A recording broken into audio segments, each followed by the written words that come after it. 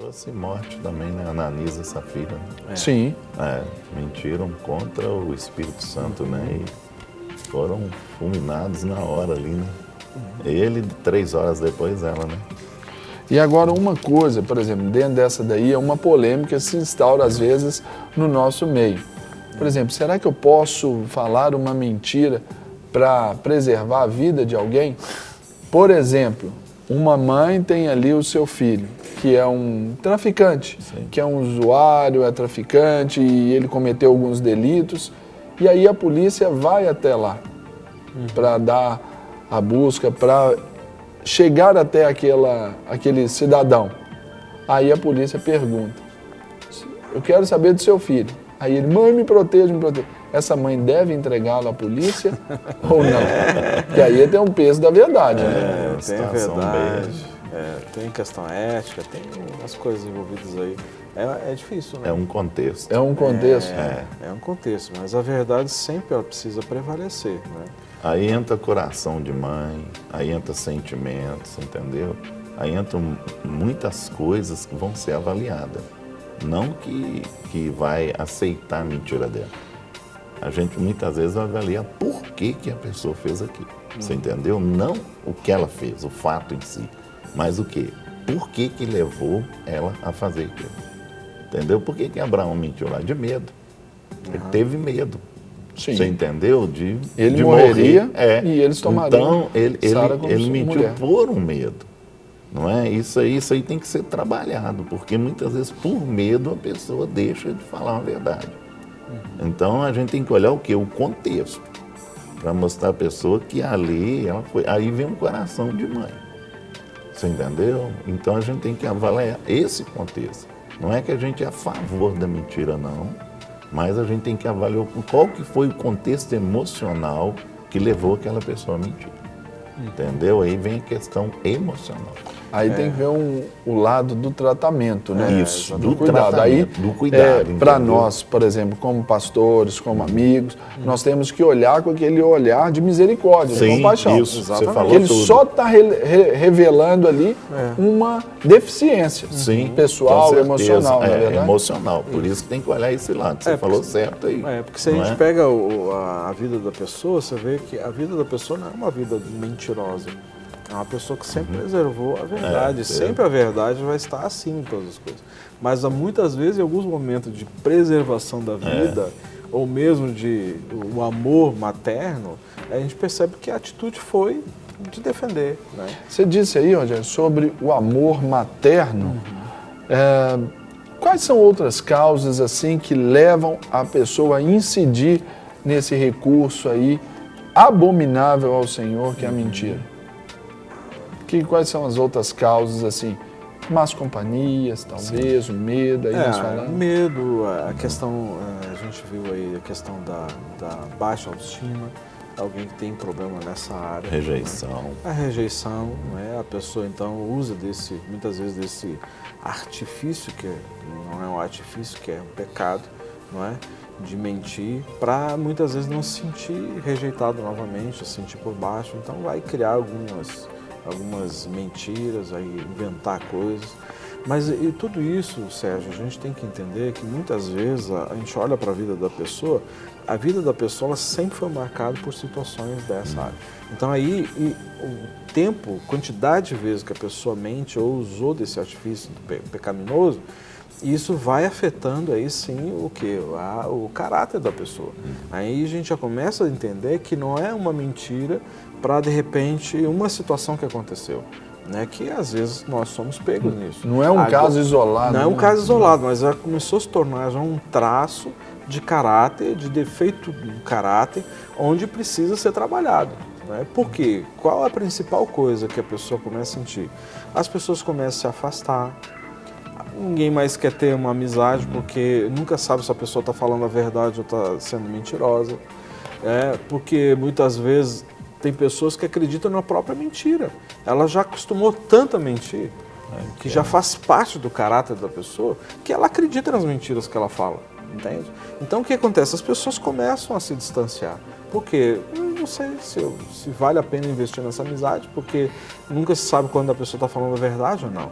Então, isso é uma coisa séria. Muitas vezes a gente tem pessoas dentro da família que tem esse problema, né, que precisa ser trabalhado, precisa ser ministrado, precisa ser tratado, e aí a gente tem que ir lá na raiz para a gente entender o que é o que a gente chama de o start, ou seja, o que é que acontece, ou o que aconteceu, que quando a pessoa às vezes se sente muitas vezes oprimida ou sob pressão, ela usa desse artifício para tentar se safar da situação. Mas a gente sabe que ela pode se safar momentaneamente. Mas lá na frente a nossa vida é como um bumerangue, né? A gente joga um bumerangue, pode passar algum tempo e ele volta até a mão da gente. Ou seja, eu plantei mentira, eu vou colher mentira. Né? Eu plantei falsidade, eu vou colher falsidade. É o que a palavra de Deus diz. Né? Tudo que eu planto, eu vou colher. Então não tem como a gente passar a mão por cima disso. Né? Então a gente precisa ser trabalhado, todos nós nessa área da verdade, mesmo que às vezes a verdade pode nos condenar aos olhos naturais, né? Como a gente vê os nossos heróis da fé, ou seja, sempre foram verdadeiros, falaram da verdade e sofreram as consequências da verdade, né? Prisões, espancamentos. Então, existe consequência para você ser verdadeiro? Existe. Não é? Talvez o mundo vá te rejeitar por você ser verdadeiro. Naturalmente. Natural. Quer dizer, você falar a verdade no ambiente de trabalho, talvez pode custar o seu emprego, mas esse é o preço de nós seguirmos aquele que é a verdade, né? Que é a palavra de Deus, é a verdade, e o exemplo da verdade que é Jesus. Então, se isso acontecer com você, não fique triste não. A Bíblia diz muito claro isso, regozijai-vos e exultai, porque assim também perseguiram os profetas que viveram antes de vós. Uma coisa que eu penso também sobre a mentira, que ramificando aí essas facetas, né, da mentira, eu penso também na falsa promessa. Sim. Né? Eu me lembro que no seminário eu aprendi uma frase muito importante para mim, que ela me confronta sempre também, é aquela: morra, mas cumpra a sua palavra. Isso, com certeza. Né? Exatamente. Essas falsas promessas também acontecem muito. Por exemplo, de um pai para o filho: sábado eu vou te levar no parque. Não leva. Não leva O nada. marido: vou te levar na casa da sogra. Não leva. Isso é mentira. E isso tudo sempre também ela tem essa tendência forte de nos tornar abomináveis a Deus, não é verdade? Até os elogios, você entendeu? Muitas vezes eles são falsos. As lisonjas. Você entendeu? Muitas vezes a pessoa elogia demais ou cria isso na vida de uma pessoa que não é. E depois, né, o cara com a mulher assim: não, eu tô bem, nossa, você tá linda, não sei o que lá. E a mulher chega na igreja: nossa, você tá mal vestida, não sei o que, você entendeu? Só para ficar livre ali, para não ter que... Não se comprometer. Isso, entendeu? Não se comprometer. Então a pessoa, até isso aí a pessoa mente. Não é? E traz um problema para outra, né? Porque a pessoa confia naquilo que a pessoa falou e depois a pessoa sofre com isso. Exatamente. E essa questão que você falou, dessas promessas, isso a gente pode esmiuçar isso, chegando ao nível de, tá bom, Sérgio, então 2 horas eu estou lá na tua casa. Passa 2, passa 3, passa 4, nem satisfação você dá. Tu entende? Então, isso é mentira. Não, que hora a gente vai sair para a viagem? Vamos sair às 8. Aí sai 9h30, 10 horas, porque sempre tem um, tem outro que sempre atrasa ou fala que vai chegar, não está chegando. Onde é que você está? Tô saindo de casa agora. Rogério, Guerra, saindo. Uma das coisas que eu trabalho muito, né, e lá na igreja, quem dá aula de a cerimônia do casamento sou eu. E eu falo com o pessoal: gente, muitas vezes nós estamos passando vergonha, envergonhando o evangelho por causa dos nossos convites de casamento. Noiva sempre atrasa. Eu não concordo com isso. E alguns noivos me perguntam: pastor, meu casamento é às 19 horas, eu posso pôr 18h45? Eu vou dizer para ele naturalmente: não. Claro que não. Porque você está ali mentindo deliberadamente. Porque não vai começar 15 para as 7. Vai começar 7 horas ou para mais. Então nós precisamos de cumprir aquilo que nós dissemos. E por que a noiva tem que atrasar? Pois é. Se entrar uma noiva aqui agora, eu penso que todas as que estão noivos que nos assistem vão chorar se tocar a marcha nupcial.